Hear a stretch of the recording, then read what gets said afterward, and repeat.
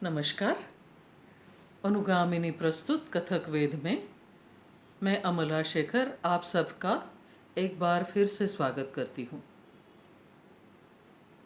ये हमारी दूसरी श्रृंखला शुरू होने जा रही है। पहली श्रृंखला में हमने कथक के नृत्यांग के बारे में बहुत सारा विवेचन किया था, उसके बारे में जानने की कोशिश की थी, उसका विश्लेषण किया था।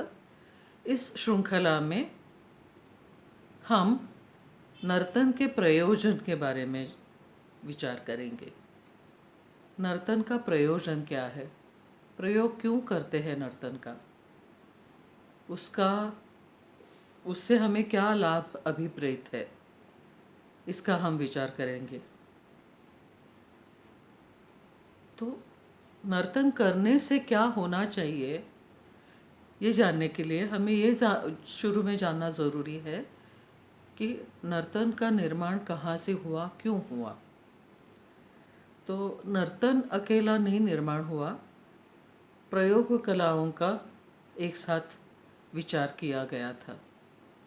तो एक ज़माना ऐसे था कि जब 4 वेदों का अध्ययन किया जाता था, और ये 4 वेद हैं ऋग्वेद, यजुर्वेद, सामवेद तथा अथर्ववेद, और केवल ब्राह्मण ही इस ज्ञान का लाभ उठा सकते थे।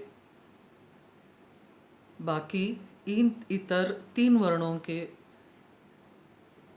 पुरुषों के लिए और सभी वर्णों की स्त्रियों के लिए ये ज्ञान उपलब्ध नहीं था।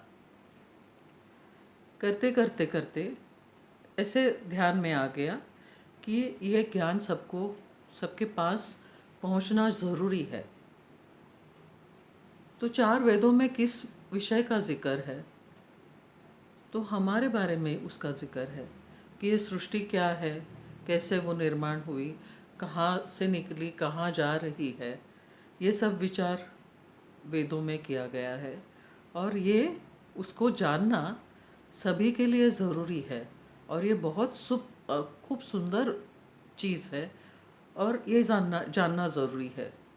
लेकिन ब्राह्मण लोग तो अध्ययन इसका शुरू से करते आए हैं, तो उनके लिए कोई मुश्किल बात नहीं है ये।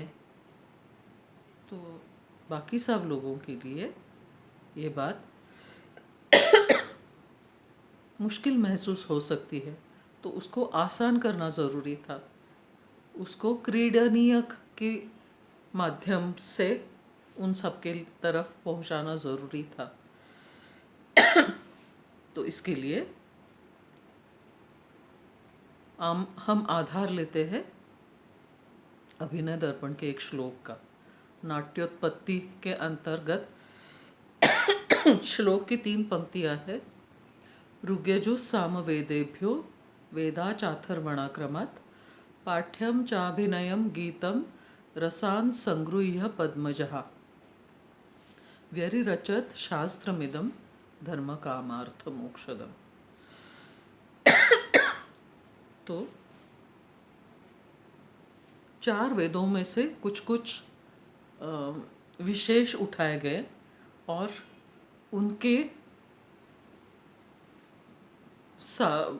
हिसाब से नाट्यवेद बना। पांचवा नाट्यवेद जो बना वो 4 वेदों के जैसा ही महत्वपूर्ण है, इसलिए उसको भी वेद कहा गया। नाट्यवेद में मंचित कलाओं का सब विचार ही किया गया था। उसके लिए हर एक वेद से क्या क्या उठाया गया था, कौन कौन से तत्व उठाए गए थे, तो ये भी जानना ज़रूरी है। ऋग्वेद से उठाया गया था पाठ्य माने टेक्स्ट होना किसी चीज़ को, ये ज़रूरी है, क्योंकि संहिता अगर नहीं हो किसी चीज़ की, तो प्रस्तुति का आधार नहीं बनता है कुछ, इसलिए संहिता का होना ज़रूरी है। और ये संहिता होने का जो महत्व है, और ये जो विशेषता है वो ऋग्वेद से उठाई गई थी। यजुर्वेद से अभिनय उठाया गया था। यजुर्वेद यजन के बारे में वर्णन करता है बहुत सा, कि यज्ञ कैसा किया जाता है, उसमें कौन कौन सी मुद्राओं का उपयोग होता है, ऐसे इसका सब विवेचन है। तो उस हिसाब से उस वेद से अभिनय के बारे में कुछ चीज़ें उठाई गई। मुद्राएं, विशेषकर अभिनय वहाँ से उठाया गया था। गीत, ये एक तीसरी विशेषता है। गेयता होना, गाया जाना, सुरों का इस्तेमाल होना प्रस्तुति में, इस तरीके से इसका विचार हो सकता है। और ये संकल्पना सामवेद से ली गई थी। सामवेद का गायन होता है, तो सुरों का संकल्पन सामवेद के आधार पे किया गया था। तो अथर्ववेद से क्या लिया गया था? तो पाठ्य, अभिनय, गीत और रस, रस की कल्पना अथर्ववेद से उठाई गई थी। तो अथर्ववेद का विषय क्या है? तो मानवीय आयुष्य अच्छा रहने के लिए क्या क्या ज़रूरी है, क्या क्या नियम होने चाहिए, और अगर कुछ बाधाएं इधर उधर से आए, कुछ शरीर में व्याधि उत्पन्न हो जाए, तो उसका निराकरण कैसे किया जाए, उसके लिए औषधियाँ किस तरह से इस्तेमाल की जाए, ये सब इसका विषय है। तो वहाँ रस क्या होता है और प्रयोग कलाओं में रस क्या है, ये भी एक महत्वपूर्ण बात है। तो वहाँ का रस जो है वो औषधियों में होने वाला रस है, अथर्ववेद में औषधियों का रस। और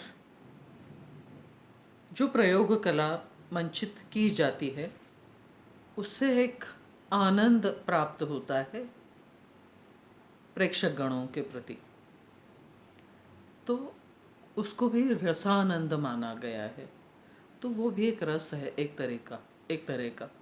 और जो पोषक माना जाता है मानवीय जीवन के लिए, क्योंकि एक तरह का वो आनंद तुम्हें देता है, तो आनंदी बनाता है, तो वो रस है, आनंद की अवस्था में ले जाता है कुछ काल के लिए, तो वो रस है।